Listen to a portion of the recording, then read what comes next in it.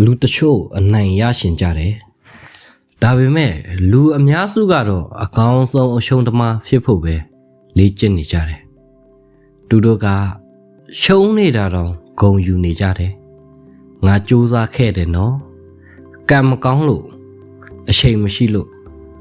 စတဲ့အကြောင်းပြချက်တွေနဲ့ဂုဏ်ယူနေကြတယ်တခုလောက်မေးရှင်တယ်မင်းရဲ့ဘဝဟာတကယ်ကြိုးစားခဲ့လို့မနိုင်တာလား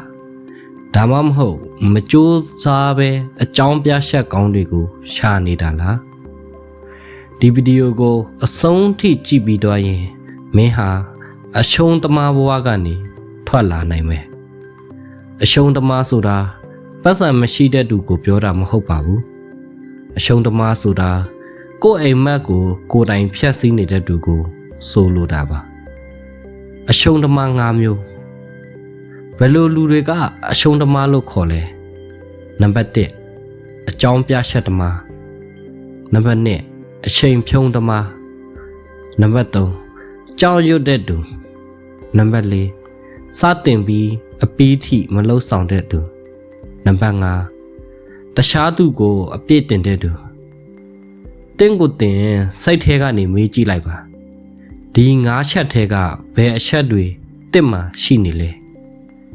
အကောင်းဆုံးအရှုံးသမားတွေရဲ့အတွေ့အကောင်းဆုံးအရှုံးသမားတယောက်ရဲ့အမြဲပြောတဲ့စကားကတနေ့တော့လှုပ်မယ်သူပြောတဲ့တနေ့ဆိုတာရောက်မလာပါဘူးသူတို့မှာပလန်တွေရှိတာအိမ်မက်တွေရှိတယ်ဒါပေမဲ့အရှင်မရှိဘူးအနိုင်ရတဲ့သူတွေရဲ့စိတ်ဓာတ်အနိုင်ရတဲ့သူတွေဟာမကြောက်တတ်လို့မဟုတ်ဘူးကြောက်နေလဲလှုပ်တယ်မပြင်းလို့မဟုတ်ဘူး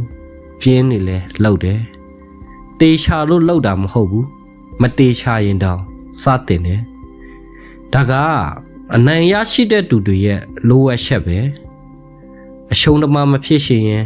လောက်ရမယ့်အချက်9ချက်ရှိပါတယ်နံပါတ်1အကြောင်းပြချက်မပေးနဲ့နံပါတ်2နေ့တိုင်း100%တိုးတက်အောင်လုပ်ပါနံပါတ်3မနက်အစောအလေးကျင့်ကောင်းတစ်ခုလုပ်ပါနံပါတ်4စကေးတစ်ခုခုကိုလေးလာတင်ယူပါနံပါတ်5လူကောင်းတွေနဲ့ပဲပေါင်းပါနံပါတ်6ဆိုရှယ်မီဒီယာတွေအပေါ်အချိန်မဖြုံးပါနဲ့နံပါတ်9ကိုရှယ်လန့်လုပ်ပါမင်းအိမ်မက်ကိုဘယ်သူမှမဖြည့်ဆည်းပေးနိုင်ပါဘူးမင်းမလုပ်ရင်မင်းဘဝကိုဘယ်သူမှမပြောင်းလဲပေးနိုင်မှာမဟုတ်ပါဘူးအကောင်းဆုံးအရှုံးသမားကအမြဲတမ်းငါလဲလုပ်နိုင်တယ်လို့ပြောတယ်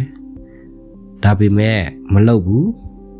တနေ့မှာမင်းအသက်ကြီးသွားရင်အဲ့ဒီနေ့မှာမင်းကိုမင်းမေးရလိုက်မယ်ငါစူးစမ်းခဲ့လားမစူးစမ်းခဲ့ရင်တော့မင်းအရန်နောက်ကျသွားပါပြီအကောင်းဆုံးအရှုံးသမားမဖြစ်အောင်ဒီနေ့ကနေစပြီးစလုပ်လိုက်ပါ